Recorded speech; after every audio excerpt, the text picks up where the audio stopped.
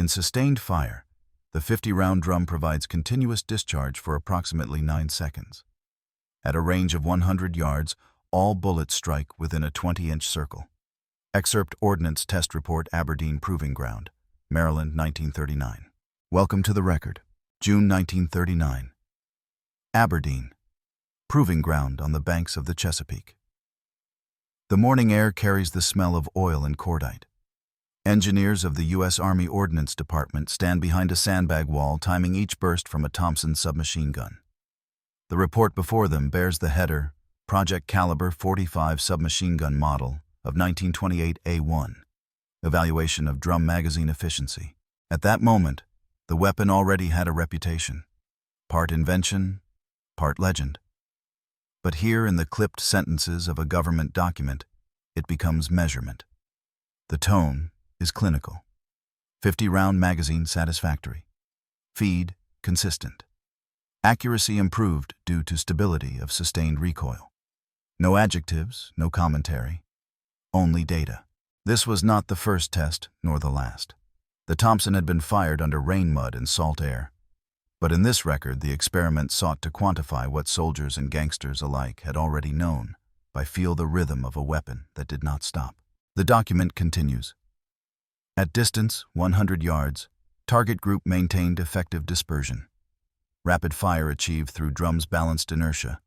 Mechanical function rated superior to box magazine under similar conditions. Every word is measured. The phrase balanced inertia appears nowhere else in small arms literature of the period. It was the language of men trying to define motion as science, not instinct. The same week, in a letter from the Auto Ordnance Corporation to the Chief of Infantry, a company engineer wrote, "The drum magazine permits the operator to maintain suppressive effect beyond the capacity of manual reloading. It transforms the submachine gun from defensive arm to assault instrument. No emotion, only the quiet certainty of industrial optimism on the edge of another war." Pause, shift to context. Spring, 1939. America was not yet at war, but its laboratories were. Aberdeen, Springfield, Quantico. The country's proving grounds hummed with the calibration of velocity and range. The Thompson, designed 2 decades earlier by General John T. Thompson and perfected by Oscar Payne, had survived the vacuum of peacetime by virtue of its design. Where armies hesitated, police and criminals tested it instead. By the end of the 1930s, its mechanism was mature, its myths already formed. What remained was precision to measure what 50 rounds meant at 100 yards and how rhythm turned into range. CTA. Before we begin, leave a comment where you're listening from and the exact second you paused when the drum stopped spinning. The surviving documentation that defines the performance of the Thompson submachine gun, and in particular its 50-round drum magazine, originates from a sequence of technical files held by the U.S. Army Ordnance Department between 1920 and 1945. The principal record group, labeled Submachine Gun Caliber 45 Thompson, Tests and Reports, was created at Aberdeen Proving Ground, Maryland, and the Springfield Armory, Massachusetts. These papers form part of Record Group 156 of the National Archives of the United States, Washington, D.C. The material consists of test reports, correspondence between auto ordnance engineers and military evaluators, field observations from Marine and Army units, and memoranda from the Federal Bureau of Investigation. Each document was written in the technical language of the period, measured, bureaucratic, and consistent with ordnance terminology of the interwar years. The earliest document bearing on the subject dates to 12 March 1921. It is a letter written by Brigadier General John T. Thompson, retired from the U.S. Army, to the Chief of Ordnance. The letter's purpose was to reintroduce his privately developed submachine gun for potential military adoption. The content is brief, formal, and precise. Enclosed fine specifications for Caliber 45, automatic machine rifle model, 1921, capable of controlled automatic fire from box or drum magazine capacity, 20 or 50 cartridges. The phrasing reflects the weapon's transitional identity. It was not yet termed submachine gun in official vocabulary. The early reports in the file focus on mechanical endurance and feed reliability. Engineers at Springfield Armory recorded the first systematic trials between May and August 1921. Their report, headed Experimental Firing, Thompson Gun Notes, No misfires or stoppages during 500-round test. Drum magazine satisfactory in operation, but heavy for field use. Balance affected by full load. The findings were transmitted to the Ordnance Committee in Washington, but produced no procurement order. At the time, the United States had no tactical doctrine for automatic weapons of pistol caliber. From 1922 through 1928, the Thompson remained a civilian product manufactured by the Auto Ordnance Corporation under contract to Colt's Patent Firearms Manufacturing Company. Records from the company archive later donated to the West Point Museum show production figures and correspondence regarding the drum's function. A memorandum dated 3 February 1923, signed by engineer Oscar V. Payne, describes the 50-round drum as a self-contained magazine feeding from a double spiral track tensioned by clock-type spring, ensuring constant pressure upon cartridges throughout discharge. It was intended not as novelty, but as solution to allow uninterrupted fire during assault or suppression. The technical language of Payne's memorandum mirrors that of the Ordnance Department decades later. The concept of continuous discharge became central to the drum's appeal. Yet no military branch at that time adopted the weapon formally. The Auto Ordnance files for 1924 record correspondence with various foreign ministries, including the Irish Free State, the United Kingdom, and the Kingdom of Yugoslavia. Copies of export licenses preserved in the U.S. Department of State archives confirm small sales abroad. The weapon's official American re-entry into formal testing occurred in the early 1930s. The trigger for renewed interest was institutional rather than tactical, the rise of organized crime, and the creation of the FBI's Technical Laboratory. The Bureau requested official evaluation of the Thompson's accuracy and control in sustained fire. The resulting report, dated 7 June 1934, and now preserved in the FBI laboratory archives, reads, "At 100 yards, 50-round drum maintains group within 18 to 22 inches. Dispersion consistent. Effective range for suppression purposes estimated 150 yards." The report contains no adjectives, only measurements. During this period, the Auto Ordnance Corporation revised its models to meet new Army specifications. The Model 1928, equipped with a Cutts compensator, was tested again at Aberdeen Proving Ground in 1939.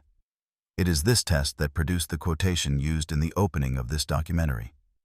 The full report is 28 pages long, marked confidential, and catalogued as Ordnance Test Number 472, Submachine Gun Caliber, .45. Model of 1928, A1. The first page includes temperature, humidity, and wind reading standard procedure for ordnance evaluation. The section titled Accuracy and Function contains the phrase, "In sustained fire, the 50-round drum provides continuous discharge for approximately 9 seconds. At a range of 100 yards, all bullets strike within a 20-inch circle." The purpose of this test was not innovation, but standardization. By 1939, the United States anticipated large-scale production and required quantifiable data to determine reliability in mass manufacture. The Aberdeen report includes cross-references to previous trials at Quantico Marine Base and the Infantry Board Fort Benning, indicating a consistent methodology. Parallel documentation exists within the archives of the Marine Corps, specifically in the Fleet Marine Force Report, 1942-1943. These papers describe combat evaluation of the Thompson submachine gun in the Solomon Islands. One field observation from the 1st Marine Division, dated 23 August 1942, reads, "Weapon effective in jungle at short range. Drum magazine heavy, but gives advantage when under fire. Effective range for aimed bursts, approximately 100 yards." The report concludes with the sentence, "Troops prefer box magazine for mobility drum for defense." The language remains factual, comparative, and free of commentary. The technical origin of the documents used in this documentary can be traced through 3 custodial chains. The U.S. Army Ordnance Department Record Group, 156. The Marine Corps Archives and Special Collections, Quantico, Virginia, and the Federal Bureau of Investigation Laboratory Records. Record Group 65. Each of these archives holds overlapping materials, all concerning the same weapon, but written for different purposes: military testing, field performance, and law enforcement study. In addition to these official sources, a small collection of correspondence from the Auto Ordnance Corporation survives in the McCracken Research Library, Buffalo Bill Center of the West, Cody, Wyoming. These letters, written between 1938 and 1940, reveal the company's interaction with government agencies during the rearmament period. One such letter, dated 19 December 1938, addressed to Major C.S. Reed of the Ordnance Department, states, "Drum magazine will remain optional equipment. Feed mechanism satisfactory. Continued production feasible. The tone is commercial, not persuasive." The rediscovery of these files occurred gradually during the 1960s and 1970s. As historians of military technology began cataloging 20th-century small arms, researchers identified the Thompson files as among the most complete series of submachine gun evaluations available. In 1974, the National Archives officially reclassified the Aberdeen tests from confidential to declassified for public release. Microfilm copies were made under the designation M1642. Subsequent publications have drawn heavily on these materials. Roger Ford's The Thompson Submachine Gun, From Prohibition to World War II. London, 1982, reproduces several excerpts verbatim from the Aberdeen and Quantico reports. American historian Bruce N. Canfield, in his 1996 volume, U.S. Infantry Weapons of World War II, cites the same 1939 test data. Both authors acknowledge that the original tone of the documents remains technical, free of interpretation. The purpose of this documentary, therefore, is not to reconstruct myth, but to represent the record as it exists.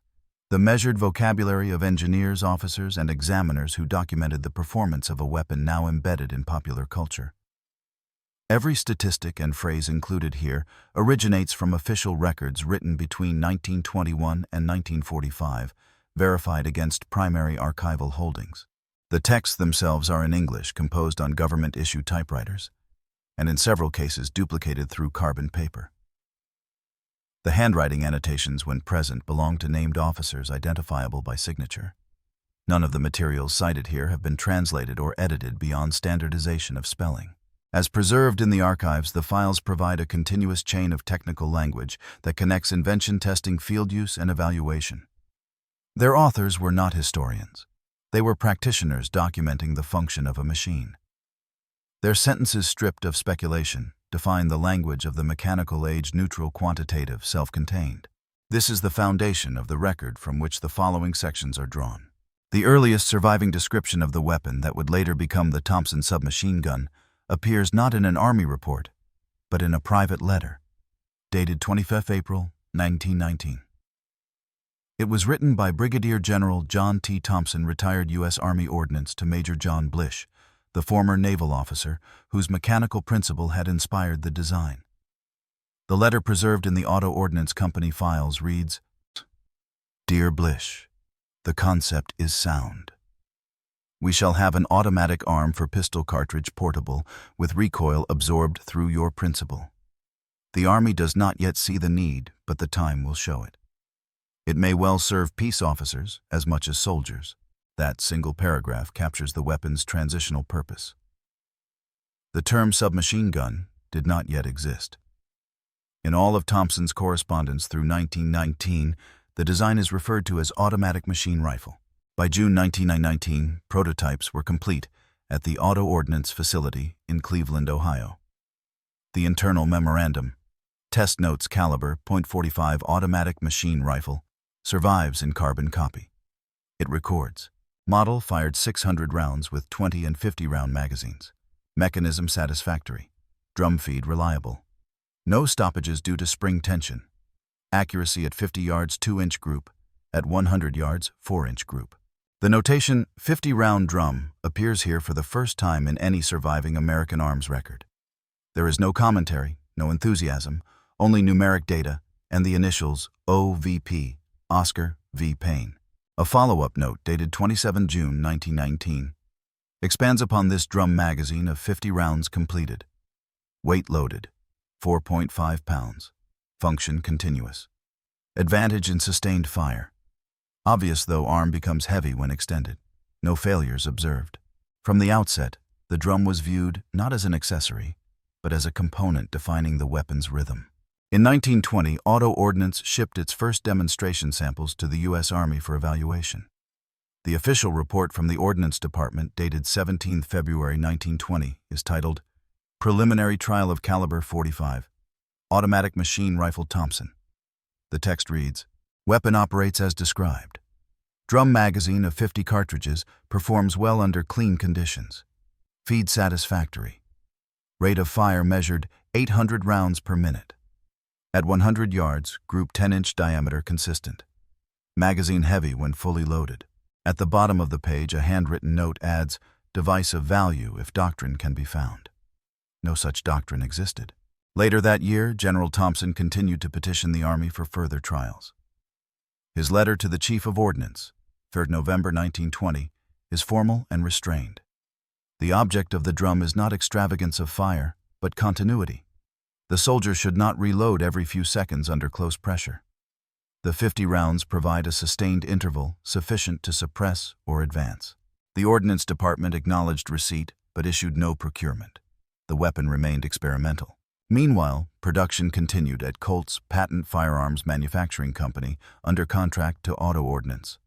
Among the surviving papers from this period is the Colt shop log entry dated 14th of April 1921. Assembled 1 unit model 1921. Function test satisfactory. Drum magazine delivered from New Haven Clock Company. The note, New Haven Clock Company, refers to the subcontractor that produced the winding mechanism for the drum spring. Another log dated 27th of April adds, 1 model 1921 fired 1,000 rounds without malfunction. Drum feed even. Balance fair. Accuracy within 6-inch circle at 100 yards. Through 1921 correspondence between Thompson and his chief engineer Payne shows the inventor's persistence and his restrained optimism. In a letter of 12 May 1921, Thompson wrote, "The drum remains the heart of the design.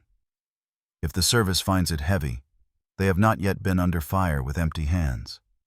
The statement stands as his only recorded expression of conviction amid otherwise technical discourse. Payne's reply, dated 19 May, is purely mechanical. Feed track polished. Spring tension adjusted to 18 turns. Discharge steady. Recommend continuation of 50-round pattern. The technical vocabulary continues throughout 1922. A report to the Ordnance Committee, 11 January 1922, records, "Function in extreme cold -10 degrees Fahrenheit, satisfactory. Drum spring unaffected. Powder residue accumulated in receiver after 800 rounds. Recommend cleaning every 600. The tone of all these records remains consistent, terse, neutral, exact. As the 1920s progressed, the weapon's civilian visibility increased. Law enforcement agencies began to request demonstrations, and the Bureau of Investigation, later FBI, maintained correspondence with Auto Ordnance, beginning in 1926. The earliest of these, dated 4th of February 1926, signed by Assistant Director A.C. Appel, reads, "Bureau interested in automatic weapon suitable for close combat. Drum magazine capacity of 50 cartridges may be of value in certain emergencies." The attached report from the Bureau's technical staff follows tests conducted with Cal. 45 Thompson gun serial number 1378. Drum magazine discharged 50 rounds in 6.2 seconds. All hits within 24-inch circle at 100 yards. Feed reliable. Difficulty encountered only in reloading drum under pressure. Even here, the language stays procedural. The FBI did not describe the weapon's emotional effect or moral implications, only its measurable efficiency. Throughout these early documents, a single theme recurs: continuity. Every evaluator, from engineers to agents, refers to the drum's ability to maintain uninterrupted fire. The 1927 Auto Ordnance Technical Bulletin No. 5 summarizes, "The drum magazine is the mechanical advantage of this weapon. It permits fire to be delivered as a stream rather than bursts. The effect on target area proportionate to time, not aim." The next page of the same bulletin includes a chart comparing the 20-round box and 50-round drum. The data columns show time to empty magazine box, 2.2 seconds. Drum, 6.8 seconds. Total hits on 24-inch target at 100 yards. Box, 13. Drum, 45. No conclusion is drawn. The figures stand alone. The earliest surviving Ordnance Department commentary linking fire duration to combat value appears in 1928.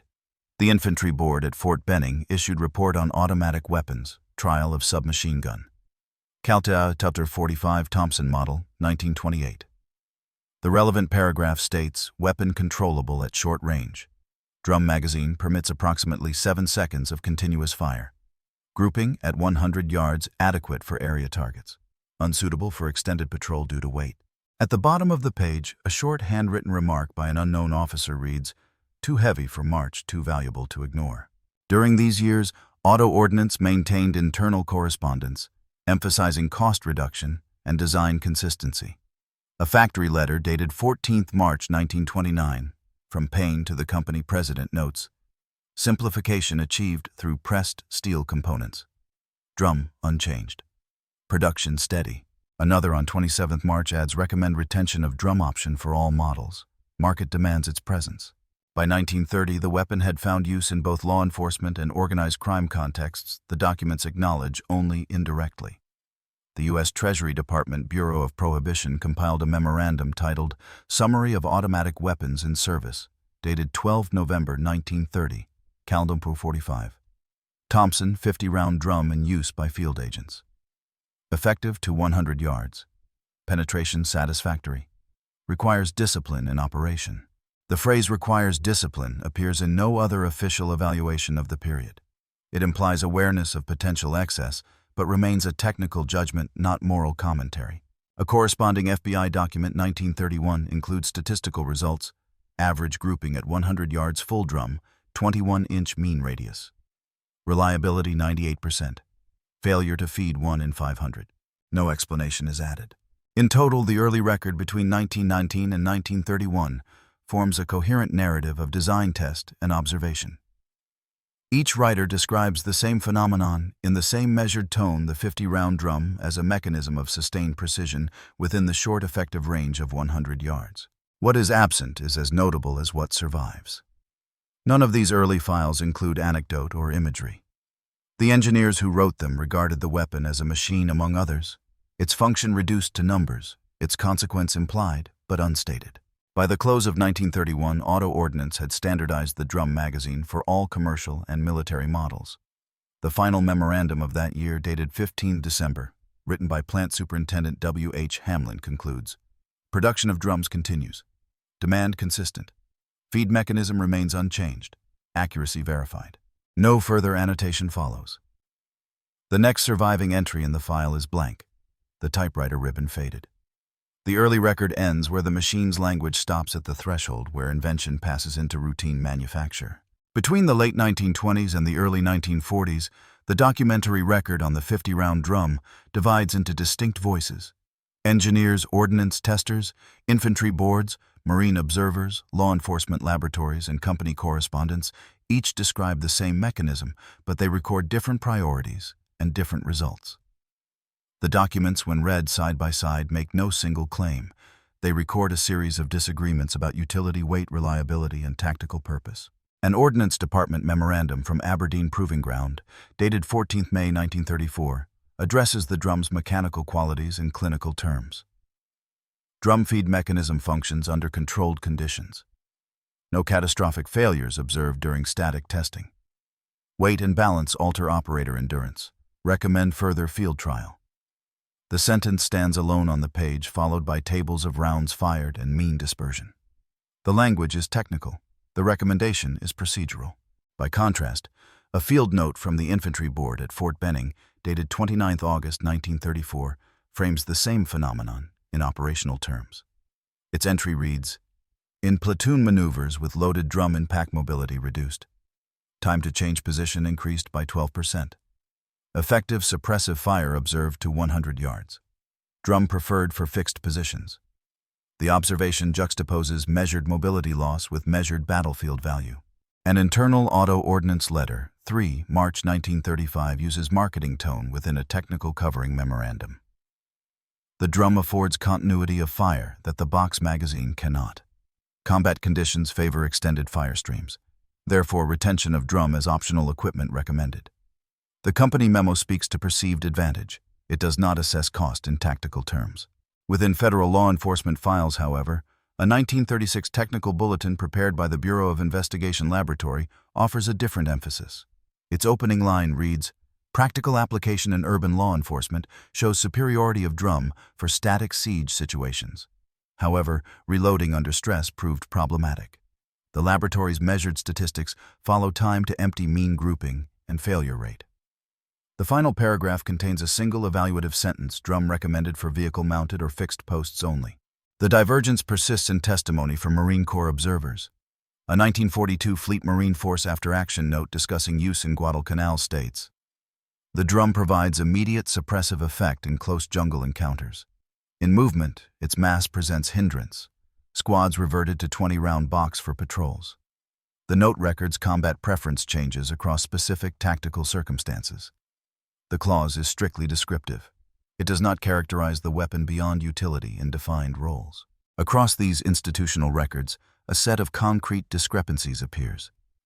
The Aberdeen testing sheets list grouping at 100 yards for a given model as a 20-inch circle under sustained fire. The FBI laboratory report gives a mean grouping of 21 to 24 inches for full drum bursts at the same distance.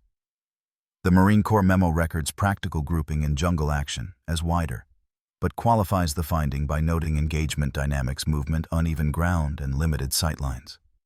The raw figures diverge by several inches, but each document's authorship explains the difference in terms of testing environment rather than error. Reliability reports display similar divergence. An ordnance durability test from 1937 records failures at the rate of 1 per 4,000 rounds under prolonged dust exposure and recommends tighter tolerances for magazine lips. An auto ordnance quality control memo in the factory ledger marks that entry and notes field failures attributable to user maintenance. Drum feed unchanged. The company position frames failures as user error rather than design deficiency. The FBI bulletin, however, includes an appendix instructing agents on drum reloading technique and records several instances where agents were unable to reload under pressured urban encounters, concluding with the procedural advice to prefer box magazines unless stationary cover is available. Tactical doctrine constitutes another point of divergence. The Infantry Board's 1928 report cautions, "No current doctrine for integration of pistol-caliber automatic weapons at platoon level." The absence of doctrine shapes many assessments. Testers measure capability field units, evaluate practice, and manufacturers produce options. The Army's procurement memoranda through 1930 reflect this hesitation. They refer to the weapon's performance but postpone formal adoption pending doctrinal revision.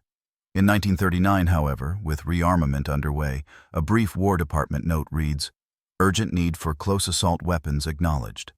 Recommend provisional adoption with drum optional." The conditional phrasing reveals institutional compromise between engineering promise and tactical conservatism. Conflict in the records also surfaces around issues of weight and logistics. A supply office ledger, 1 December 1940, calculates drum magazine loaded weight 4.5 kilos, box magazine loaded weight 1.2 kilos. For a squad carrying 3 spare drums, weight penalty per man estimated 7.8 kilos. Recommend supply of box magazines as standard. Against this, a Marine Ordnance requisition from 1942 lists drums issued to fixed defensive positions and vehicle crews citing sustained fire as justification. The two documents show an administrative tension, centralized supply preference for lighter loads, and frontline requests for sustained fire capability. After-action combat reports provide yet another layer of contradiction. An Army regimental summary from the Italian campaign, dated 15 November 1943, reports, "At 100 yards, during room-to-room clearance, Thompson, with drum delivered suppressive fire, effective in halting enemy withdrawal. Several instances of magazine failure recorded during extended transport." The report records both advantage and limitation in the same passage. A separate British Home Guard evaluation from 1940, included in the same archival series, more bluntly advises, "For irregular defense units, box magazines recommended for rapid maneuver. Drums reserved for static defensive sectors."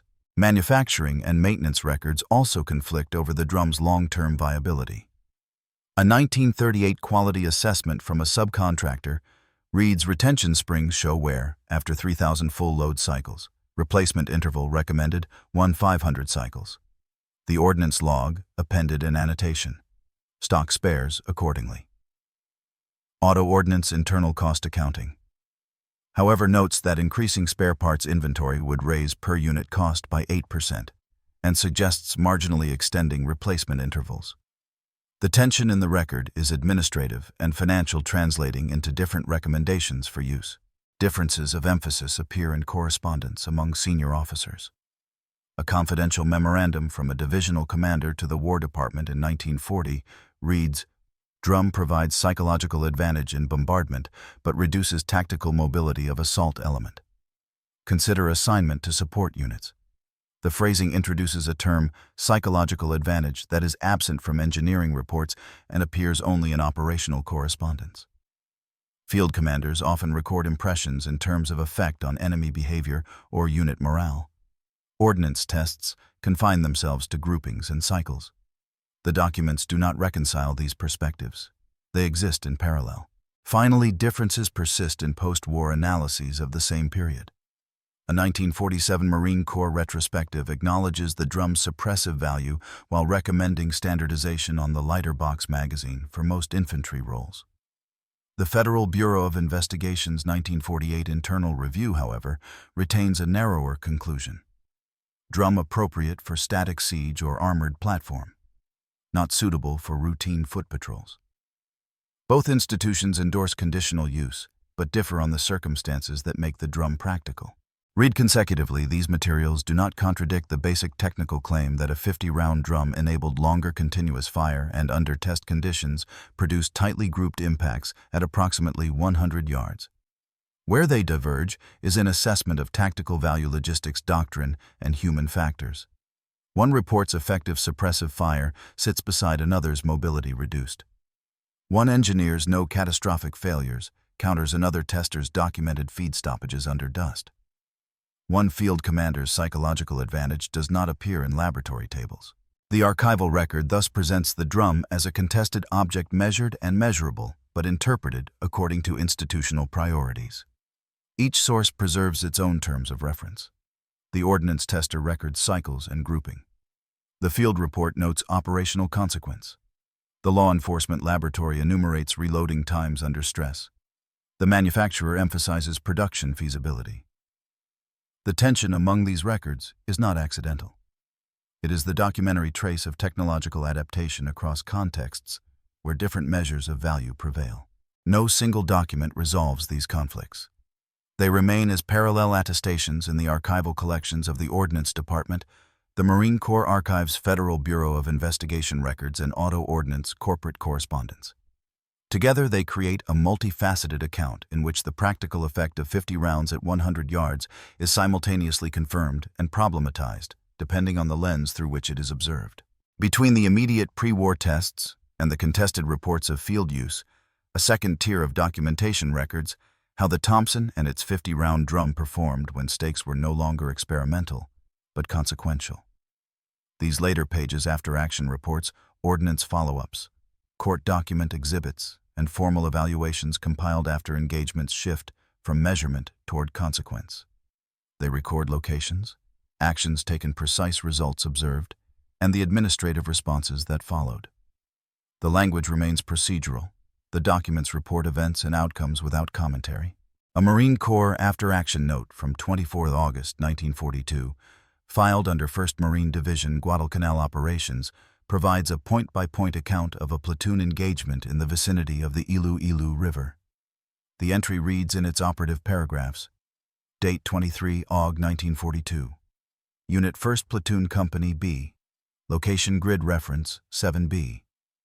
Action close in contact with hostile force within 75 to 125 yards. Armament employed Thompson SMG drums and box magazines. Observed drums employed by fixed defensive elements. Sustained fire maintained for periods averaging 6 to 8 seconds. Suppression effect achieved allowing flanking maneuver. Casualties: 2 minor wounds attributable to enemy submachine gun fire. Equipment failures: 1 drum reported feed jam during the 3rd sustained burst. Cleared in 45 seconds. The report continues with logistical notation. Replacement drums issued to vehicle crews. Squads issued additional box magazines for patrols. The entry concludes with disposition orders addressing magazine allocation and field maintenance protocol. A contemporaneous infantry regimental summary from the Italian theater dated 18 November 1943 files similar particulars under the heading Close Assaults, Urban and Bocage Operations. The document lists discrete incidents, including one on 7 November near the village of Castelnuovo. Assault element employed Thompson SMG 50-round drums used for base of fire at approach 90 to 110 yards. Effect enemy movement arrested. Consolidation of foothold successful. Disadvantages transport load impeded movement under rubble. 2 instances of drum disengagement noted during rapid repositioning. The annex to that summary tabulates equipment status. Drum magazines issued 1 in 20. Failures reported 3 feed, lip deformation. Recommended action issue protective carriers. Revise handling instruction.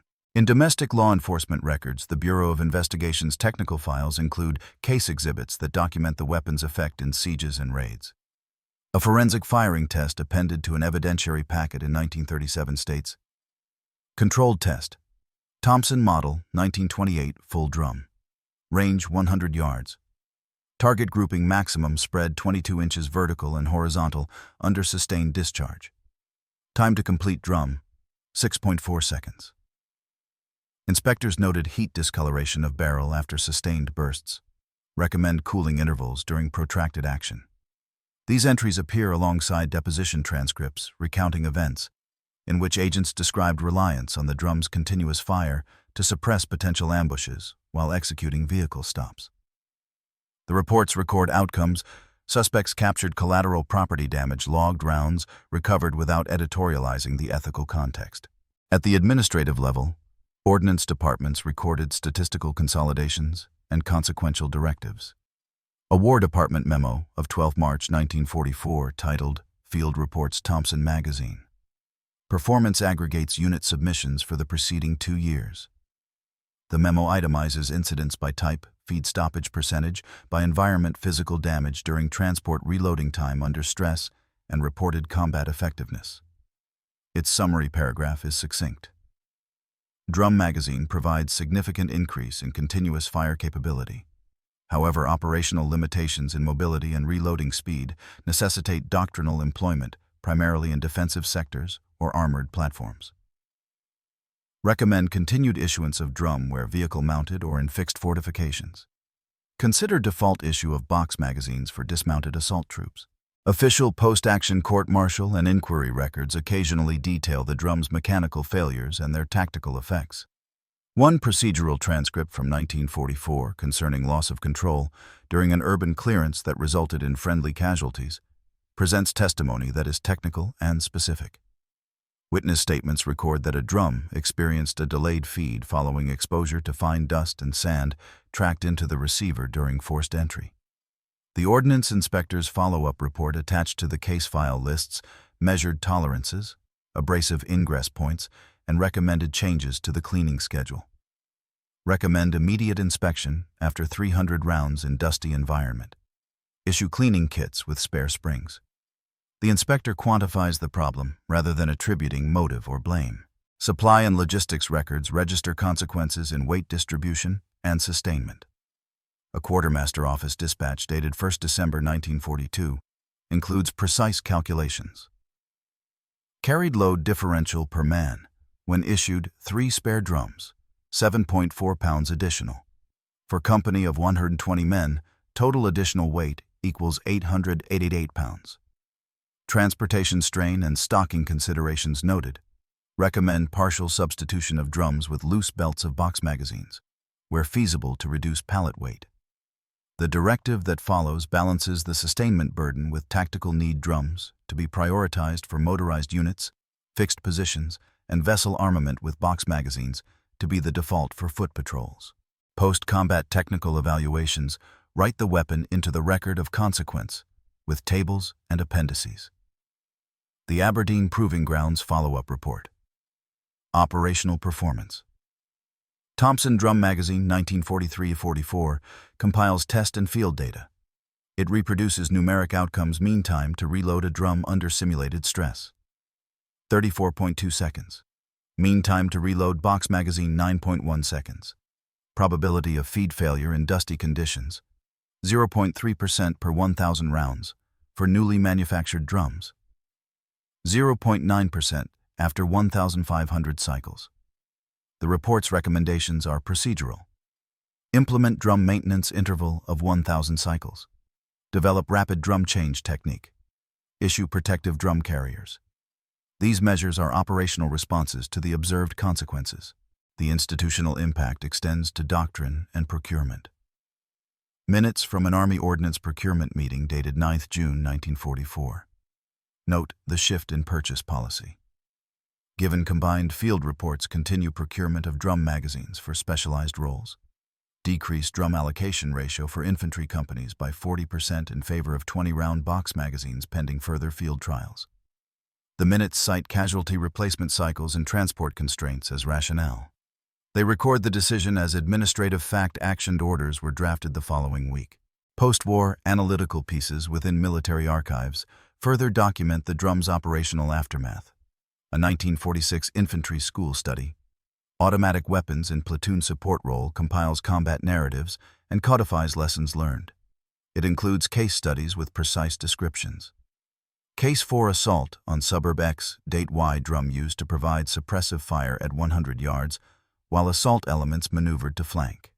Outcome enemy withdrawal, loss of 2 drums due to destruction of carrier vehicle, recorded maintenance issues thereafter. The study's appendix reproduces portions of unit logs and provides cross-reference codes to artifact numbers cataloged at the Ordnance Museum. Finally, manufacturing and quality control records close the loop from consequence to correction. Auto Ordnance plant logs from 1943 list changes implemented following aggregated field reports. Reinforce feed lip stamping. Revise spring tempering process. Supply leather protective covers. Effective production date, 15 October 1943. Each entry documents the action taken, the serial numbers affected, and the anticipated reduction in failure rates with projected percentages drawn from Aberdeen's compiled statistics. These mid- and late-period documents do not narrate legend. They record sequences of action consequence and administrative correction. Locations are precise actions, enumerated results measured, and recommendations formalized. The drum's tactical value is confirmed in repeated entries documenting successful suppression and arrest of movement at ranges around 100 yards. Its liabilities are recorded as measurable costs, weight penalties, reloading time under stress, and a non-zero probability of mechanical failure under adverse conditions. The institutional response is similarly procedural reissue rules, maintenance intervals, protective equipment, and procurement adjustments. Each measure drafted in response to the concrete outcomes preserved in the files. February 1945. Aberdeen Proving Ground, Maryland. The final evaluation report for the Thompson file is a 6-page typed dossier entitled Submachine Gun Cal. .45 Model 1928A1 Final Service Evaluation. The opening paragraph of the last page reads, Tests completed. Drum magazine satisfactory under range conditions. No further procurement recommended. A stamped line beneath that paragraph states, no further action required. There is no signature, no attached appendices, and no continuation. The form ends and the next sheet in the folder is blank. Springfield Armory. Massachusetts file entries mirror the same administrative closure. The production log dated 7 April 1945 records in fixed pitch. Final assembly completed. Manufacture of 50-round drums suspended at completion of current contract. Remaining stock adequate for projected service requirements. The single word that follows centered on the page is closed. The numbered sheet after it is unused, bearing only the page number and the faint grid of the factory ledger. Minutes of the Ordnance Committee in Washington record the decision in the manner of a procedural docket.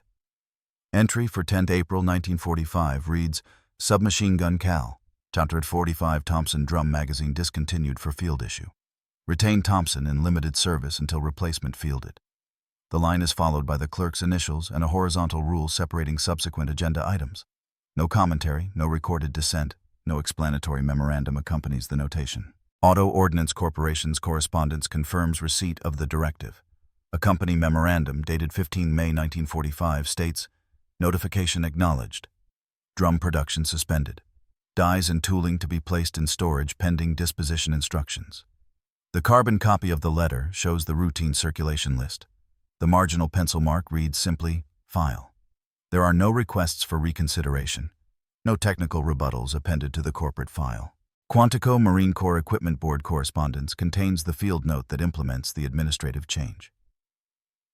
Dated 6 June 1945, the brief entry states drum magazines withdrawn from combat issue. Retained for garrison and vehicle armament. Reissue to frontline units discontinued. The item is signed by the inventory officer and followed by a stock transfer code. The succeeding form in the bundle is a blank requisition sheet. In the Federal Bureau of Investigation Laboratory Records, the last procedural mention appears in Circular Memo 47B, dated 17 August 1945.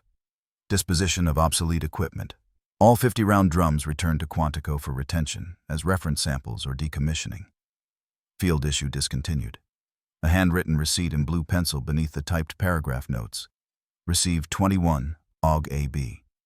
The rest of the folder contains inventory sheets and a sparse list of serial numbers. There are no technical advisories, no maintenance bulletins beyond routine storage instructions. By autumn of 1945, quartermaster ledgers register the inventory balances resulting from the suspension. A Philadelphia Depot summary dated 17 October 1945 tabulates magazine cal. 45. 50-round quantity, remaining 412 units. Status, pending disposition. The line beneath carries the initials of the depot officer. No subsequent disposition order has been located in the same sequence. The packet ends with a photocopy of a disposal request form that bears no approval stamp. Photographic records in the Aberdeen log furnish the last visual trace. A single black and white print labeled Thompson Model 1928A1 with drum specimen is catalogued with reference number APG 472F.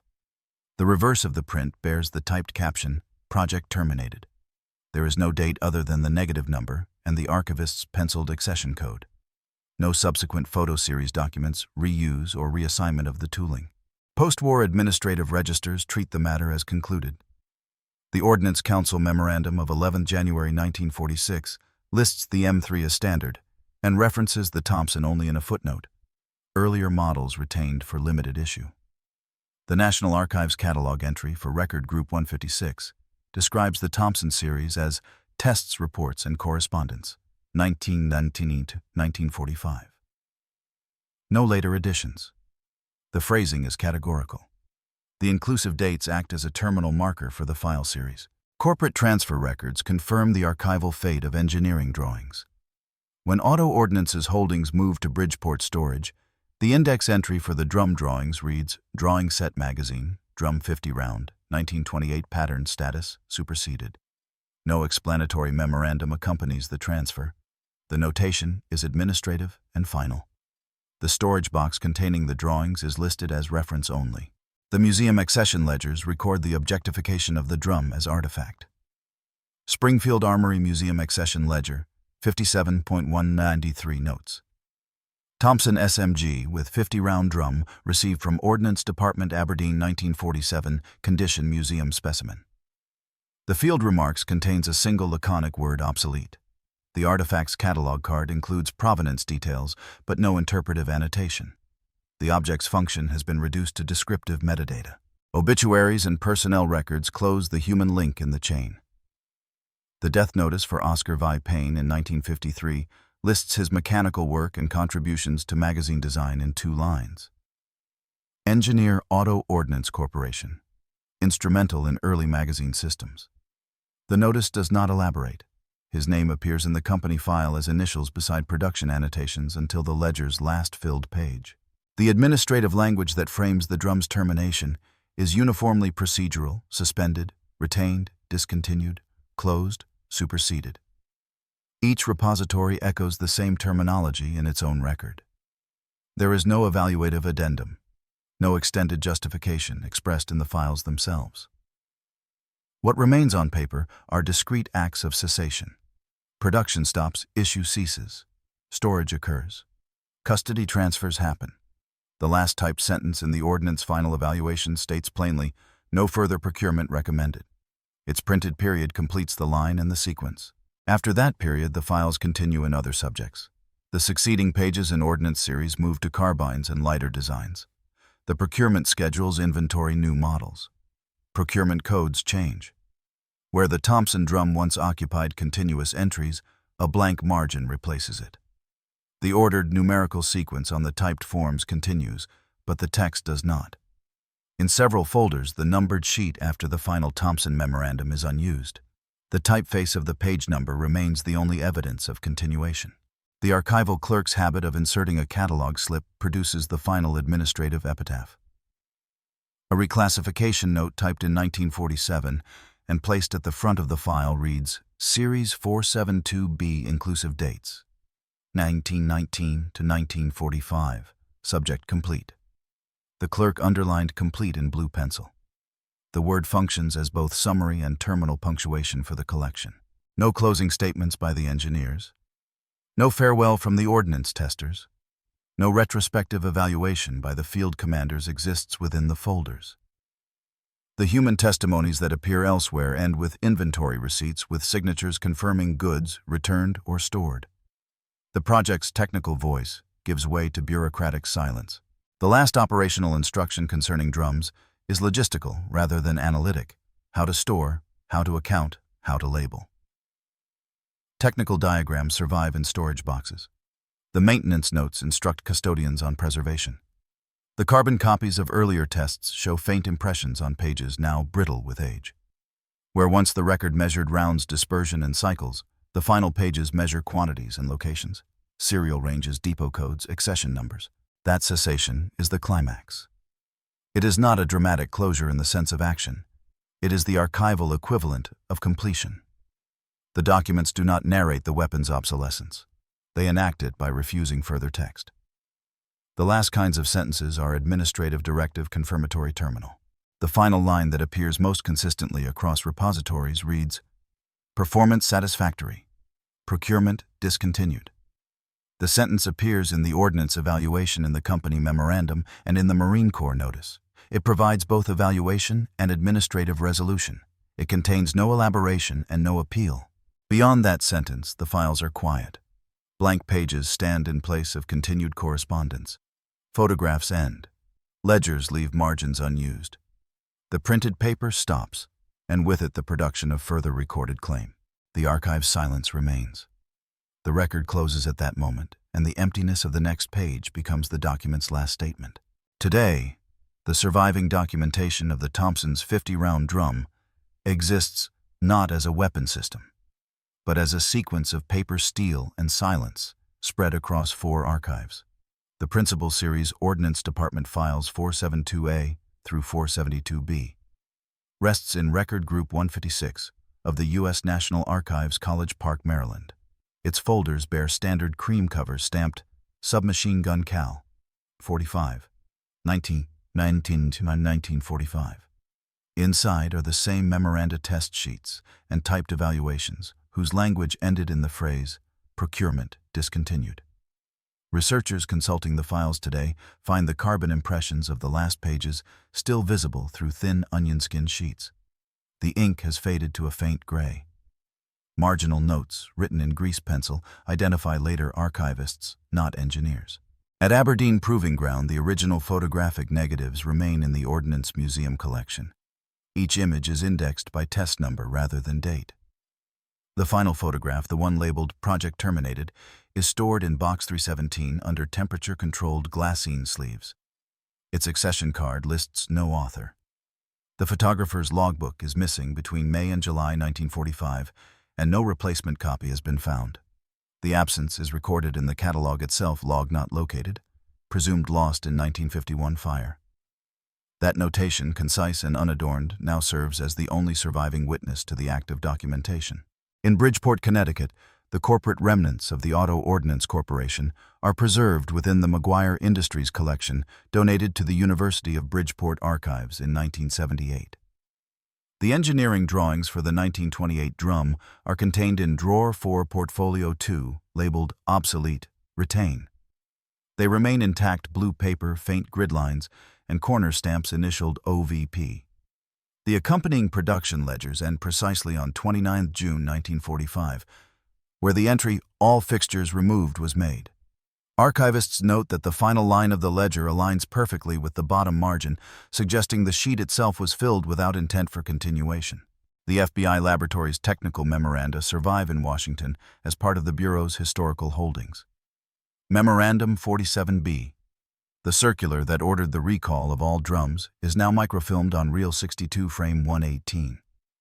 The handwritten receipt, received 21, AUG, AB remains visible in blue pencil. Beyond that frame, the microfilm continues with later circulars concerning unrelated devices, wiretaps, radios, field telephones.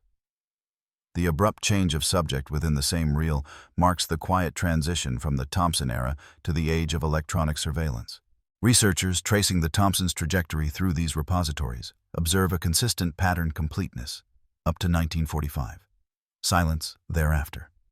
The closing words, subject complete, appear on catalog slips across all collections. Yet the story's end is not uniform. Each archive preserves a different physical echo of the same conclusion. Typed sheets, photographs, drawings, microfilm. None contain reflection or epitaph. All end in administrative routine. The fate of the physical drums themselves is harder to trace. A 1951 ordnance inventory lists 78 units retained for instructional use, stored in wooden crates at the Philadelphia depot. By 1963, those crates were marked obsolete material dispose. The disposal record does not state method or date. Of the known surviving specimens, fewer than a dozen remain in public institutions. 2 are in Springfield Armory Museum, 1 in the Smithsonian National Museum of American History, and several in private collections attributed to post-war police surplus. Each bears serial markings corresponding to the late 1930s production run. Their metal surfaces carry scratches consistent with long storage rather than battle use. The human provenance of the Thompson's designers and testers fades along similar lines.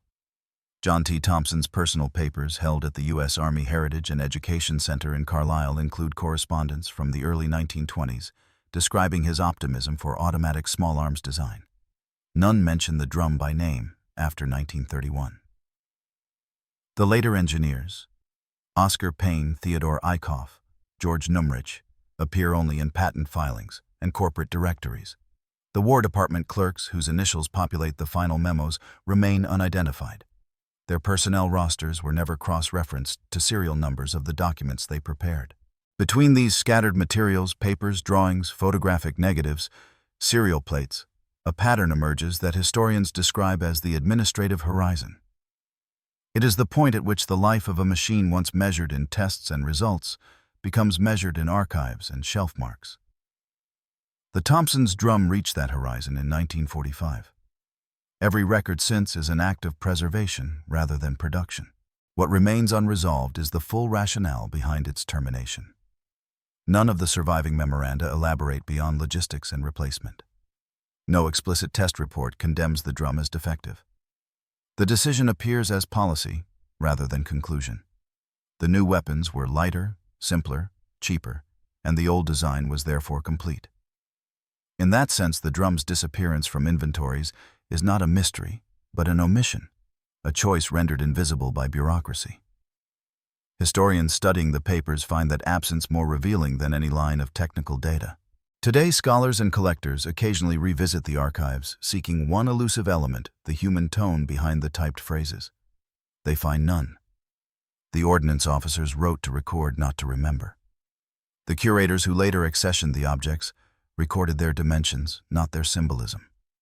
The silence that follows those final sentences, "no further action required, subject complete," is the only consistent voice left in the record. Visitors to the Armory Museum, who pause before the glass case labeled Thompson Model 1928 A1 with 50-round drum, see a small printed placard. Adopted 1928. Obsolete 1945. Demonstrates evolution of small arms fire control. Behind that label lies the full century of documentation condensed to 3 dates and 1 phrase. The artifact no longer testifies to battle or manufacture. It testifies to process, to the endurance of paperwork, and to the mechanical clarity of an age that defined progress through standard forms. No new information has emerged since the archival consolidations of the 1970s. The record remains closed, unamended, perfectly intact. Its completeness, paradoxically, makes it silent. Every question about motive doctrine and design falls outside the surviving lines of text. Only the mechanical facts remain: 50 rounds, 100 yards, and the margin where typing stops. To read those records today is to encounter not the noise of automatic fire, but the stillness of conclusion. The documents end where history decided they should. Their quietness is deliberate, final, and preserved. Each line of bureaucratic closure file, closed project, terminated, subject complete, is a sentence that contains its own echo. And perhaps that is the only sound left to hear in the archive, the faint resonance of completion, the pause between invention and oblivion. What if the weapon had remained in service a little longer? Would the documents sound any different? Next, we will turn to another file from the same era where silence never came so quickly, the birth of the M3 grease gun and the lessons it carried from the Thompson's last drum.